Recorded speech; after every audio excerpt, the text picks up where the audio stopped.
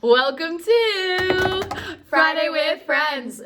Friday with Friends is our opportunity to talk about what's happening in the market, answer any questions you might have, so that if you have any real estate needs, we would love the opportunity to be your realtor of choice. Yes, welcome and happy Friday. So today we are giving you guys the behind the scenes inside scoop. Oh yeah, BTS. BTS. So a lot of times you might see maybe on social media or on the news or hear from a friend or family member that they sold their house and got 30 offers, 40 offers, 50 offers.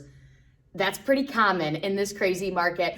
And you might wonder, my gosh, how do they work through all that? How does that even make sense? What are you looking for when you have 50 offers on the table? So we're here to really break it down to show what sellers are looking for. So if you're thinking about putting your house on the market, you know what to expect. And it's sometimes the things that scare us are the things we just don't know enough about. Yes. So sometimes we have people who literally Q4 2020 compared to 2019, the average sale price, what was it, 16%? 16.1%. Yep. Median sale price was up over 16.1%. There are people that can get over 16% more for their house, and they're just nervous to enter into this market. So by sharing what it's actually like, the hope is to see we as your realtors will take care of it. Mm-hmm. This is the plan that we have laid out so that it's not so unknown and not so scary. And you can really see the benefits that you can have as a seller by creating situations where there's multiple offers. Definitely, definitely. So the first thing that we're always going to talk about and identify right up front is what are your goals?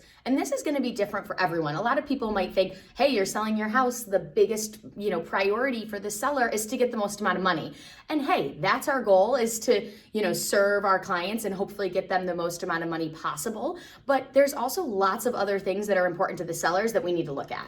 Yeah, so give me some ideas of when you're having conversations. So the first step of this kind of, when you're in a multiple offer situation or preparing for a multiple offer situation. So Abby comes over and says, yes, it is likely based on your neighborhood, your price point, the market conditions right now, there's going to be multiple offers. What other questions are you asking in this kind of identifying your goals section? Yes, and that's such a good point, is that this conversation is happening before we review offers. This is happening before we hit the market, because we need to know how to educate your potential buyers and educate the buyer's agents on how to write the strongest offer. So the first thing that we're going to look at is, what is the situation? Are you moving out of state? Are you moving to, be in a school district by a certain day? Are you purchasing another house where a rent back would be really important so you can remain in your home while you close on your new home? Things like that. Great point. Are you building a new home? Whatever it might be. So closing dates, what is your situation? We're going to identify all of that up front, so then we can let the buyers know, hey, buyer 1 through 50, we really want to put the best offer together for our sellers. This is what is important to them, and we have those conversations up front. I love that. And I think one of the things too that sometimes in this market people are forgetting is it's not all about price. Mm-hmm. So many, I went 50 grand over asking, or that's actually not what is completely important. Maybe what is most important is that they have a flexible close date, because who knows what's happening with builders. Right. And if that house is going to be built in time, or something changes with your job, having that peace of mind is sometimes just as important as this price. So making sure you're giving your realtor, as the listing agent, all of those insights, so that when we are in the middle of negotiation and we are educating the buyer on how to prepare their best offer, they can write those things in for you. And sometimes people don't know that that's a conversation you can have, and those are asks that are fair to ask. Definitely. And so we'll put all of that up front. I had a situation where the seller was getting, again, $50,000 over asking, and 50,000. And they ended up going with an offer that was like $3,000 less, because in the grand scheme, and this is how a lot of our sellers are, they say, we're so happy with what we have that for us, they were able to get 7 days of free rent back that they could then move out slowly. And that was more valuable to them than maybe, $3,000 or whatever it was more. So having those conversations up front, so we can encourage the buyers to put their best foot forward with their offers. Other things that we're going to chat about up front is, of course, is it price? What are your goals with closing dates? Are there any appliances you want to keep? Would you really like to take the hot tub?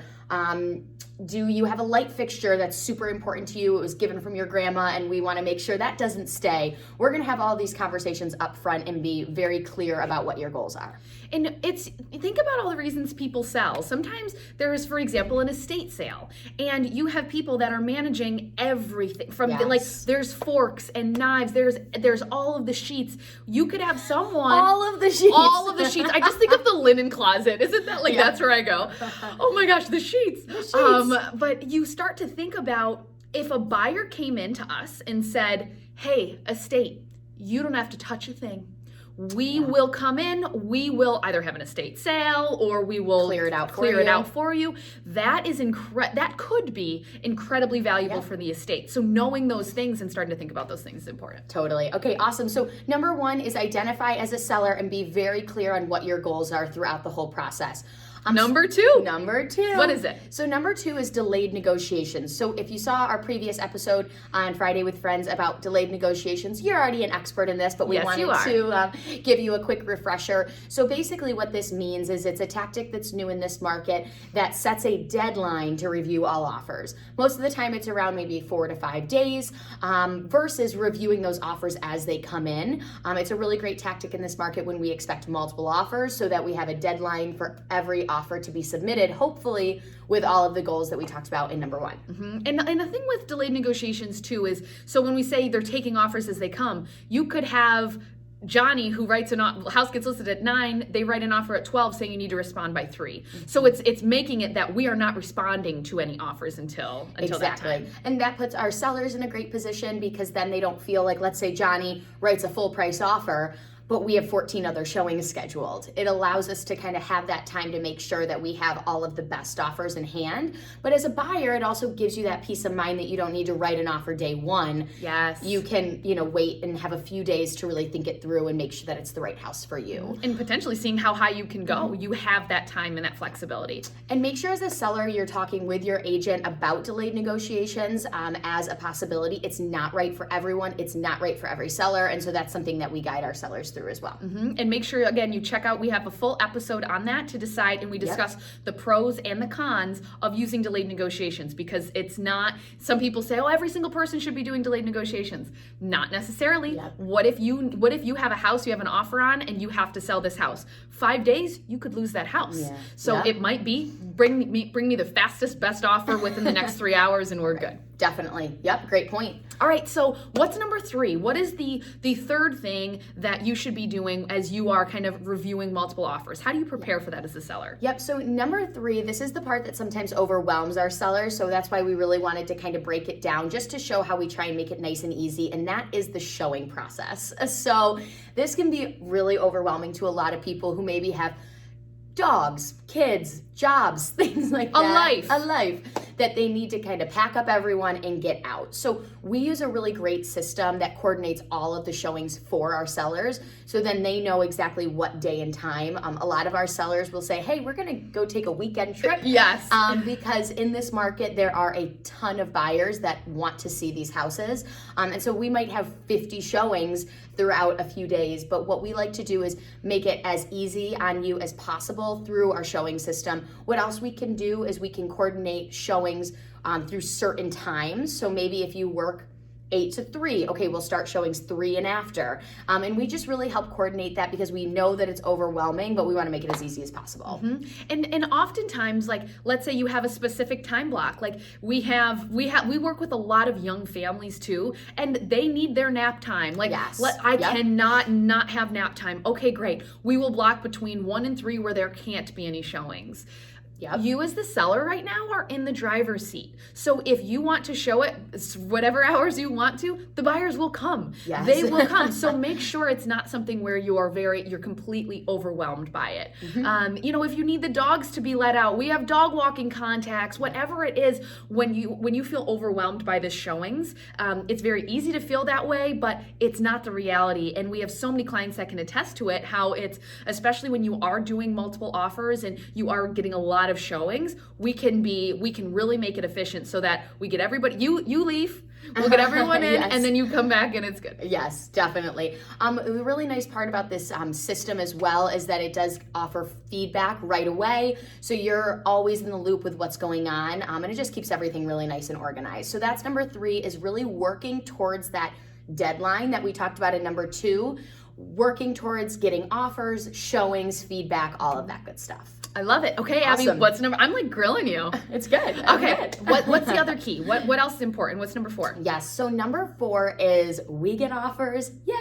Yes. And we put together an outline of what the offers look like. So what we do on our team, I'm not sure, if everyone does this, but we like to make it as easy as possible for our sellers. So let's say, again, a few weekends ago, we had 30 offers on multiple houses. And so what we're doing is putting together an email, a Google Doc, something like that to outline the main points. That's a lot of information. It's a lot of information.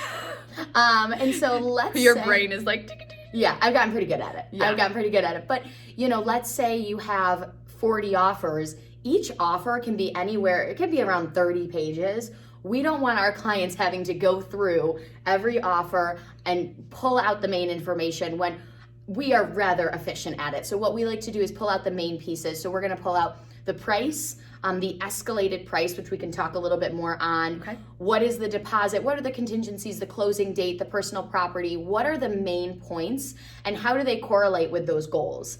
And Yes. we'll, really outline that. So then when the seller and I meet, we can go through exactly what is the full scope of the offer, not just the price, not just the closing date, but what is everything together and what's going to be the best decision. Yes, I love that. And it's like I said, the key is that it's aligning it with your goals. So Yes. which ones have the post possession? Okay, here, these are the ones that the post possession matters. The post possession doesn't matter. Mm-hmm. Closing date doesn't matter, but hey, these guys are willing to take the house as is versus we have to have a cleared out house. Yep. So all of those things itemized. And sometimes we, if we have clients that aren't as tech savvy, we can print, we can do Yep. whatever it takes, but making sure that it's not, here are 30 offers, review them and let us know which one you like. Oh my God, that overwhelms me. No way. It's our job. It's our job to educate and to be able to kind of translate all of the offers that came in. And we're not telling you which one to pick. That's not our job, is to be able to say, this is the best one. If you ask our professional opinion, we can provide professional opinion, but we want to be able to provide you with all of the information, answer all the questions, and then help guide you. That's what we are. Yeah, and so a lot of the pieces that we talked about, so the price is obviously the purchase price. The escalation, so what that is that's a newer tactic that has come in this market. I'm sure we have a Friday. I'm sure we do. If we do. But basically what it is it says, the language is, in the event of competing offers, the buyer is willing to go, let's say $1,000, fill in the blank there, over the next highest offer up to fill in the blank. So again, with all of these escalation clauses, let's say there's 30 offers, it can get very confusing. My math has gotten very good. One escalates the other, but then that one escalates the other, and then this one maxes out, and then it's 500 or 1,000. So we're also going to note in the escalation price there, again, just so the seller doesn't need to do the math or get out their calculator or spend any time on that. We can be really efficient to make sure you have all the info there. Want to talk about the deposit a little bit? Yes. So the good faith deposit is essentially the good faith that I am saying I am putting down X amount of money. And if for any reason, any of my contingencies are the reason that I'm backing out of the contract. Maybe you have an inspection. Maybe something happens with the mortgage. Maybe something happens with your appraisal. For any of these reasons, if I can no longer purchase the house as a buyer, I get that deposit back. However, if in the 11th hour, for no other reason than I just changed my mind, aka it wasn't something that we're already protected in and our buyer agent wrote it in, then that goes to the seller as compensation for taking their home off the market and going with our offer. Correct. And so when you have a larger good faith deposit, it shows you're much more serious. And we have been seeing some massive good faith deposits. Yeah. Way high. Typically, we're happy in a normal market with maybe 1 to 2% of the purchase price. We've been seeing 50% of the purchase price. Yep. So they are very high. Again, it's really, when you have 30 offers, it comes down to these little details that you can say, okay, everything's the same, but one has a higher good faith deposit. And that goes back to what your first point was, which was, it's not always the price. So let's say the house is listed for $200,000 and it escalates up and one person is at 238 and the other one's at 240.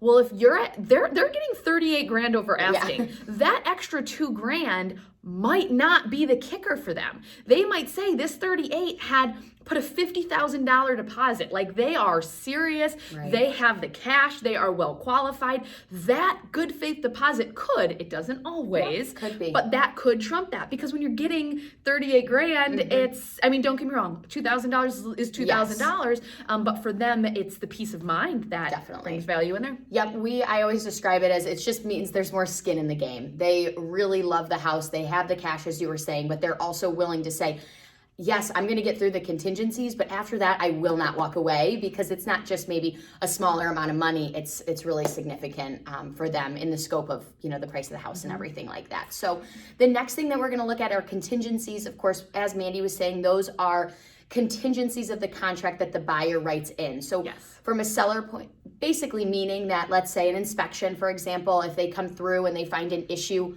or not, it's still a contingency of the contract. They can walk away and take that good faith deposit with them. Yes. As a seller, we want to reduce the risk of issues coming up as much as possible. So if there are contingencies, we're going to really work through those to reduce that risk as much as possible. And I'm sure you've heard it. The inspections are really not happening much anymore. What would you say? Like 30% maybe? How many people, what percentage of offers that you are accepting on your listing have inspections? 25%. Yeah. So my guess was 30. So none of them have them anymore. It is very rare right now in the market that someone's doing an inspection. We're getting creative where maybe we can have like a quick walkthrough inspection or something during a showing, something along those lines. But your inspection contingency really isn't happening right now. And we do not like that. Like, no. Yeah. We, as I say with my kids, we HAT that. Like, we do not want you to be waiving inspection. We do not encourage people to waive inspections. And it's what it takes right now. That's how people are winning, because the seller doesn't have to worry about a contingency. And coming from a seller's point of view when reviewing offers, my sellers aren't like, oh yeah, there's that thing in the basement that's definitely going to come up. They have no knowledge of anything being wrong with the house. Great point. Because if they did, they'd have to disclose it. Another Friday with Friends episode. But for them, it's just another hurdle. It's a hurdle that's there that even if they say, hey, we're not going to ask for anything, we're just doing it for peace of mind, it's a hurdle that the seller then has to say, like, ooh, we're kind of on eggshells until that's through. So definitely, if you are buying a house and thinking, I would never buy a house without an inspection, definitely reach out. Let's talk about creative ways that we can do it to make sure that you're still winning the house, but also fully protected on that side of things. So. And then we're going to look at closing date, which we already talked about, making sure that it aligns with our goals. Anything else on closing date? No. Okay. Because I think the key is with closings is just, I say no and then I talk. No, nothing else. And I was like, okie doke. But when it comes to closing date, just making sure that you realize that it's an on or about date. And so it's really, the buyers can say, we're going to close in 10 days.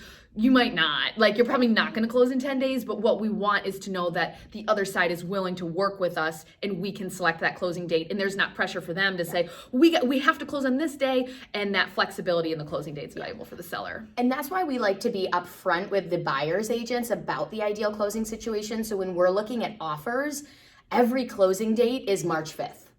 Yeah. And that's amazing, because then that takes that potential difference maker off the table. So a lot of times we'll say, okay, we're reviewing offers, Sunday at 3. The ideal closing situation is March 5th with a week rent back, something along those lines. And then all the buyers are able to put that in. So then the seller looks at, okay, we really just have to look at the price and contingencies. Yep. I love it. Perfect. Okay, anything else? The last thing just to touch on is the personal property. We also make sure that we outline that in case there is something that you really love, your new washer and dryer, your hot tub, your grandmother's chandelier, whatever it might be, just to make sure that those are excluded or not noted or something along those lines.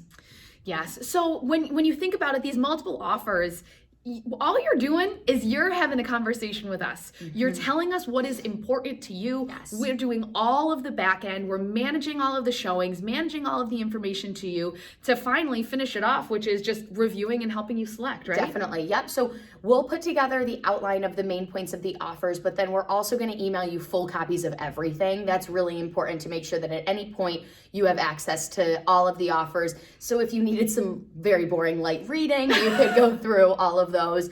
And then we're also going to, go through the main points and really make a decision. Because ultimately, we're not attorneys. It's not our job to be able to say, this is what you are signing contractually. And we've done this enough where we can say, here's the key high-level points. And there is a point within the next few days after signing a contract that you review it with your attorney, but we take the ownership of being able to say, we want to make sure you know what you're signing, you know what you're agreeing to, but also you know the risks that might be posed with each particular offer. And it's all about education for us. It's all about making sure that you know what you're doing so that you can make the best decision for your family. Definitely. I love it. All right. Anything else, Abby, in terms of if you are a seller, the message that you want to give to the sellers, if someone is nervous about entering into kind of such a crazy market? Yes. I would say if you're thinking of selling your house, the market has never been stronger right now. So definitely bring it up to us, reach out to us. A lot of sellers say, I'd love to sell my house, but, and what is that but? And how can we to discuss it? Because a lot of times there's more options than you'd think. And it's really just getting creative, which is what our team loves to do and has had great success in this market, getting creative. So if you're thinking of selling, reach out. Let's discuss maybe what your holdup is and how we can make it work. And we'll also be the first ones to say, probably not the right time. Yes. Let's reconvene. But if there is an option and it's something you're interested in, we can get creative.